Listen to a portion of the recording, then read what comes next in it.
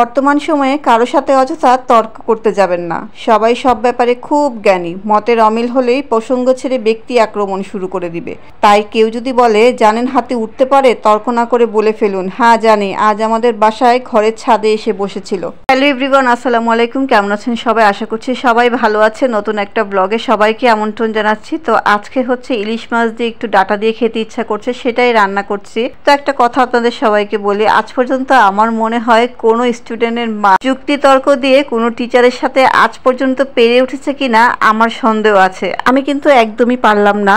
আমার মেয়ে একটা স্পেসিফিক বিষয়ের উপর অনলাইনে ক্লাস করে, তো পেমেন্টটা যেহেতু আগে আমি করে দিয়েছি, ক্লাসে বসানোর দায়িত্বটা কিন্তু আমার বাচ্চাকে। অপর প্রান্ত থেকে মিসের কিন্তু দায়িত্ব বাচ্চাটা ঠিকমতো জয়েন হয়েছে কিনা, ক্লাস করতে পারছে কিনা সেটা দেখার। আমি যেহেতু তাকে বারবার নক করে বলছি, মিস আমার মেয়ে ক্লাসে জয়েন হতে পারছে না বা জয়েন হয়েছে, আপনাকে অ্যাড করতে হবে, আমি তাকে এত বারবার মেসেঞ্জারে নক করছি, হোয়াটসঅ্যাপে নক করছি, এমনকি সে যে লাইভ অ্যাপস দিয়ে ক্লাস করাচ্ছিল সেই ক্লাসে আমি চ্যাটও করছিলাম যে মিস আমার মেয়ে কিন্তু ক্লাসে জয়েন হতে পারছে না, আপনি ওকে একটু অ্যাড করে নেন। কিন্তু তার সেদিকে কোনো খেয়ালই নেই।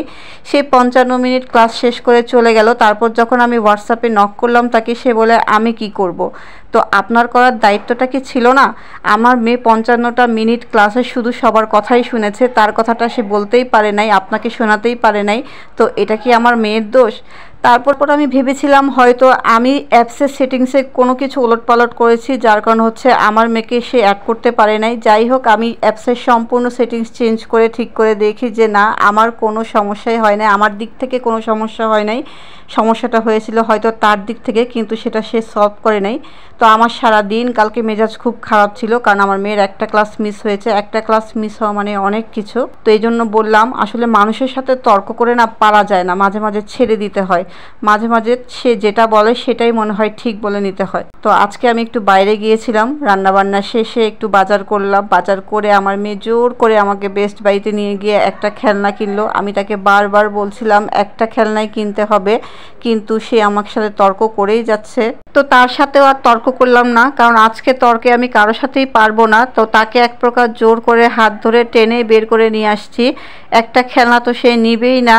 তো তারপরে কান ধরে আসছি যে আর কখনো তাকে আমি কোনো দোকানে নিয়ে যাব না। এজন্যই আসলে ওদের বাবা যে কোথাও নিয়ে গেলে হাতে করে খেলনা নিয়ে আসে, এই কারণেই নিয়ে আসে, কারণ এর মতো বাচ্চাকে নিয়ে গেলে আসলে কান্নাকাটি করলে সবার সামনে সবাই হয়তো ভাববে যে টাকার জন্য কিনে নিতে চাচ্ছে না, কিন্তু আসলে ব্যাপারটা তা না। এত খেলনা দেখা যায় একটা করে নিয়ে আসে, কয়েকদিন খেলে সেটার কোনো খবর থাকে না। তো আসার সময় একটু হচ্ছে বাইরে থেকে খাবার নিয়ে আসলাম, এখন হচ্ছে খাওয়াটা শেষ করব। মনটা অনেক খারাপ, মেজাজটাও খারাপ। মানুষ আসলে যেহেতু আমি পেমেন্ট দিয়ে ফেলেছি, এখন তো আমার দায়িত্ব সম্পূর্ণ ক্লাসটা শেষ করানো, কারণ দায়টা তো এখন আমার, দায়টা তো এখন আর তার নেই, কারণ সে তো তার কাজ করেই ফেলেছে। এখন আমি কিভাবে আদায় করব সেটাই হচ্ছে আমার দেখার বিষয়। তো আজকে এই পর্যন্তই। সবাই ভালো থাকবেন, সুস্থ থাকবেন। ভালো লাগলে অবশ্যই ছোট্ট একটা কমেন্ট করবেন।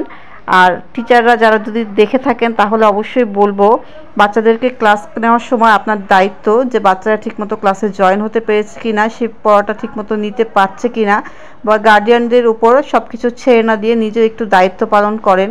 কারণ অনলাইন ক্লাসগুলোতে কিন্তু ফুল পেমেন্টটা আগেই করতে হয়, এছাড়া কিন্তু তারা ক্লাস করার আইডি নাম্বার দেয় না। তো ফুল পেমেন্টটা করে গার্ডিয়ানরা আমরা হচ্ছে তাদের কাছে দায়বদ্ধ হয়ে যাই।